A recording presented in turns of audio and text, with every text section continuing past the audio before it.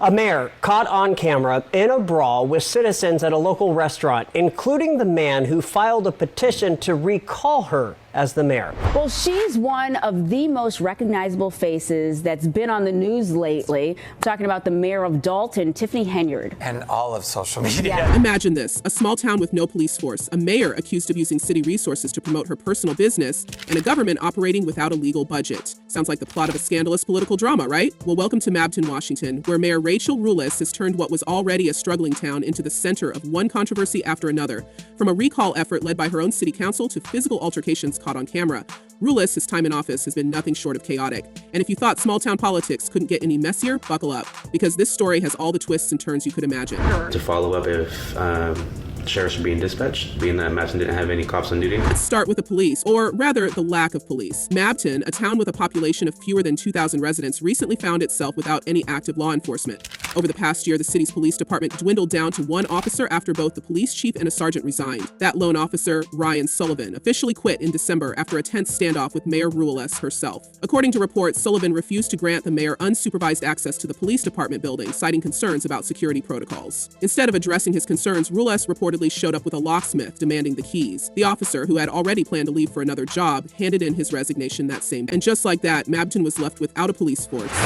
Last year, Mabton City Council failed to pass a budget by the end of the year, and they spent 11 months of the year spending money without a plan. Former police chief Eduardo Garcia later revealed that Officer Sullivan's refusal to let the mayor into the building was justified. Years earlier, a previous administration had made a similar mistake, granting unauthorized access to the police department, which resulted in the loss of critical access to state policing systems.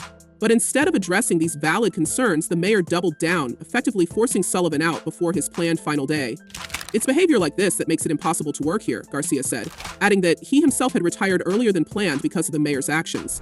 There was no quorum to go forward with this meeting, and that this was a very expensive meeting tonight.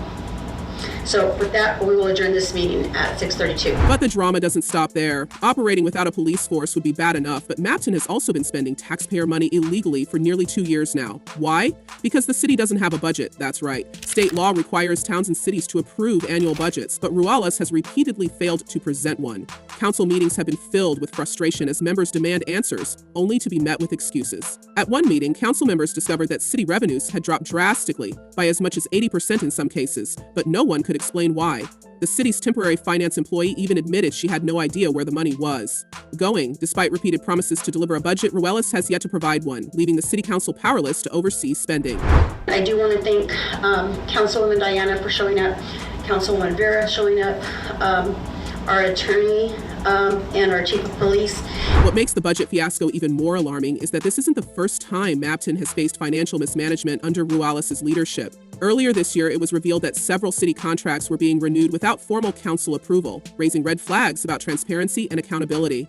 Council members have repeatedly demanded documentation on city expenditures, only to be met with vague responses or outright refusals from the mayor's office. One council member even claimed, "We're basically flying blind here, and that's not how a city should operate." Adding to the confusion, residents have reported significant delays in basic city services, such as garbage collection and infrastructure repairs. Several streets in Mabton remain riddled with potholes, while water quality complaints have gone unresolved for months. The lack of financial clarity has left the city unable to prioritize critical projects, further fueling frustration among residents. Well, the crisis in Mabton has reached a breaking point last week as residents expressed frustration over poor leadership, an empty police department, and an unresolved 2025 budget. Meanwhile, Rules has pointed fingers back at the city council, accusing them of obstructing progress by constantly questioning her decisions. In a recent interview, she claimed, "I'm doing everything I can to fix the problems I inherited, but the council keeps trying to sabotage me." However, critics argue that this deflection is merely a tactic to avoid addressing the real issues. She can blame the council all she wants, but the fact remains, she's the one who hasn't delivered a budget or any real solutions, said one frustrated resident at a recent town hall meeting. In the midst of all this, the city's legal expenses have skyrocketed as Rules continues to fight the recall effort. The council recently revealed that thousands of taxpayer dollars have been spent on legal fees to defend the mayor in court, money that could have been used to address the town's pressing issues.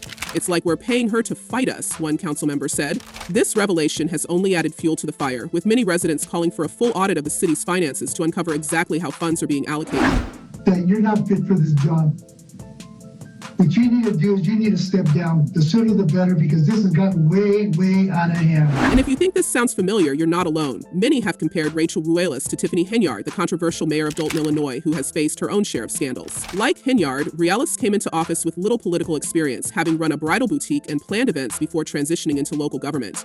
Both women have been accused of using their positions for personal gain, ignoring financial oversight, and clashing with their councils. In fact, some are calling Ruelas the Latina Tiffany Henyard, and for good reason. Take, for example, the allegations that Ruelas used the city's official website to promote her personal business, Forever Bridal and Decorating.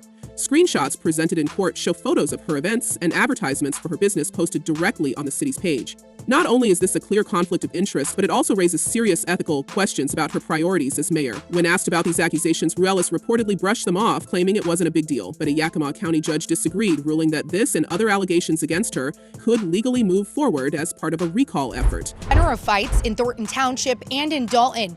Except in one case, Tiffany Henyard wants on a ballot, while in another, a Henyard ally was looking to keep her opponent off. The recall itself has been a long time coming. 4 out of 5 city council members signed the petition to remove Ruelas from office, citing gross incompetence and violations of her oath. Among the charges are her failure to adopt a budget, her use of city resources for personal gain, and her refusal to properly notify the public about council meetings. The only council member who didn't sign the petition, Diana Castaneda, who just happens to be Ruelas' mother. Talk about keeping it in the family, but the recall effort isn't just about politics, it's also personal. In an already bizarre twist, Ruelas was recently involved in a physical altercation with Ruben Olivares, a resident who filed a second recall petition against her. The fight reportedly broke out at a local restaurant where witnesses say Ruelas, her son, and her husband confronted Olivares and his wife. What started as a verbal argument quickly escalated into shoving and punching, with the fight spilling out into the parking lot.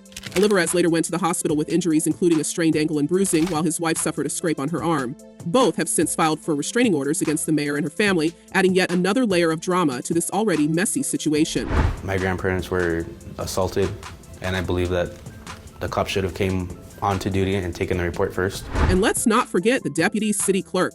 Earlier this year, the city was rocked by a fake robbery scheme involving $22,000 in stolen city funds. According to police, the clerk claimed she was robbed by a masked man outside City Hall, but investigators quickly grew suspicious when she waited over 30 minutes to call 911. It turns out the robber was her boyfriend's brother, and the entire incident was staged. While charges against the clerk are still pending, the scandal further damaged the city's already shaky reputation. I was calling to see if I could speak to Mayor Rachel Ruelas. They told me she wasn't there. Is she not coming into the office at all today? They told me they'd pass on a message. So with no police force, no budget, and a mayor embroiled in scandal after scandal, what's next for Mabton? Well, Ruelas is fighting tooth and nail to stay in power, even appealing the recall effort to the Washington State Supreme Court. She argues that the allegations against her are politically motivated and insists she's being unfairly targeted. But for many residents, enough is enough. The year with over $1.2 million in the bank. But according to the proposed budget amendment, they're actually ending the year with under $1 million. The situation has sparked a heated debate online, with many questioning how someone like Ruelas could even get elected in the first place.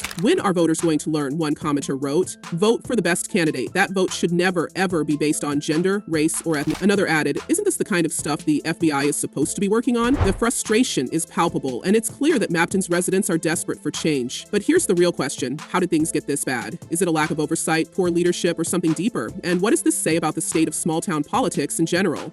Mabton isn't the only town dealing with these issues, and it certainly won't be the last. From Dolton, Illinois to Mabton, Washington, these stories highlight the importance of accountability and transparency in local government. So, what do you think? Should Rachel Ruelas step down, or does she deserve a chance to turn things around? And are small towns like Mabton doomed to repeat these cycles of chaos, or can they find a way to break free? Let us know your thoughts in the comments below, and as always, thanks for watching. See you next time.